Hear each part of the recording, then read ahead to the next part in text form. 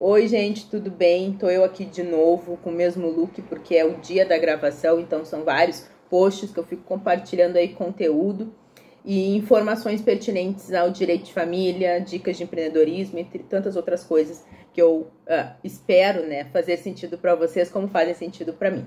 E hoje eu vou falar um pouquinho sobre ferramentas que a gente utiliza quando a gente quer entrar num consenso, tá? Ou que possibilitam um consenso amigável do que a manutenção do litígio. Tá? Então, como eu falo muito sobre acordos, eu sou advogada do acordo, eu sempre motivo os meus clientes a fazerem um acordo, a buscarem demandas voluntárias, extrajudiciais. Por que não falar sobre essas ferramentas para vocês e explicar mais ou menos o que acontece, ou como que são suas formas e processamentos? Então, o primeiro ponto que eu gostaria de falar para vocês é sobre a audiência de conciliação. A audiência de conciliação, as partes podem se manifestar, aliás, pelo artigo 319 do Código de Processo Civil, as partes precisam se manifestar, se tem interesse ou não, na realização de uma audiência de mediação. E também pode ser determinada por juiz ou até mesmo ao longo do processo verificar a necessidade das partes conciliarem, né? Fazer uma solenidade de conciliação para que as partes possam conversar. E nada mais é do que uma oportunidade das partes sentarem e resolverem um litígio, né? Apresentarem as suas propostas e buscarem um consenso para resolver a vida delas.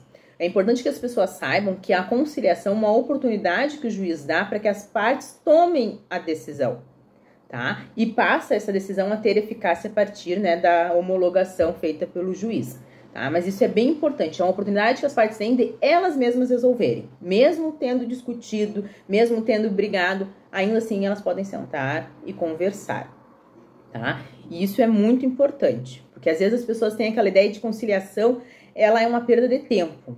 É uma perda de tempo se a pessoa não tem interesse em fazer acordo. Aí, de fato, a gente vai só perder tempo ali. O juiz vai ser questionado, tem acordo, não tem acordo, terminou a audiência, 5 minutos, tá? Mas se a pessoa tem interesse de baixar a guarda, em expor a sua situação, em ouvir a outra parte e assim buscar um consenso amigável, aí sim é válido e ali se encerra o processo, não se tem mais a discussão e possibilita aí uma jornada, né, nos termos que foram propostos pelas próprias partes, e não por um juiz, que é um terceiro técnico que vai analisar argumentos, provas e vai tomar uma decisão.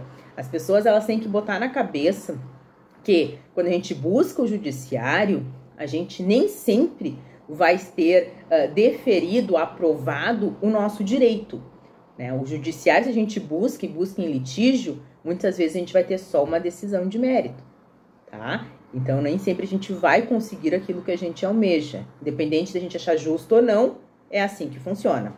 Temos também a mediação, que segue quase os mesmos trâmites. Ela é regida por um mediador, uma pessoa técnica que tem formação para isso, e essa pessoa facilita o argumento entre as partes. A diferença de uma sessão de mediação para uma audiência de conciliação é a existência de vínculo. Então, quando se tem um vínculo entre as partes, né, muitas vezes a gente vai entrar numa sessão de mediação. O juiz vai determinar né, que as partes participem de uma sessão de mediação para conversar, tá? Então, por isso que até alguns profissionais, alguns autores mencionam que conciliação é quando tem uma audiência de acordo no direito civil e mediação é quando tem uma audiência de acordo no direito de família. Faz essa distinção, ou diferenciam dessa forma para ficar mais fácil o entendimento, mas na verdade é que a mediação ocorre quando existe o vínculo. Outro ponto é a arbitragem. A arbitragem, as partes escolhem o árbitro, a pessoa técnica que vai conduzir a conversa. Ela é regida pela Lei 9.307 de 98, então não é algo de agora. E ela também possibilita essa composição amigável. Ela tem tanta eficácia quanto uma sentença feita por um juiz, Só que ela é feita na via extraordinária, ou seja, afasta o âmbito judicial e as partes conciliam sem entrar com uma demanda, com um litígio. Essa é a diferença. Então, a gente está verificando que existem ferramentas eficazes, produtivas e necessárias para se resolver o litígio sem a discussão, sem a briga, sem as ofensas. Mas as pessoas precisam, para isso, terem o interesse e a vontade de fazer acontecer. Lógico que não é uma regra, nem toda situação se permite, se resolve de forma amigável, mas temos aí os meios para que isso seja facilitado para todas as pessoas. Gente, essas são as dicas de hoje, espero que vocês tenham gostado. Comentem, curtam e compartilhem este vídeo, que é de grande importância. Um beijão, até a próxima!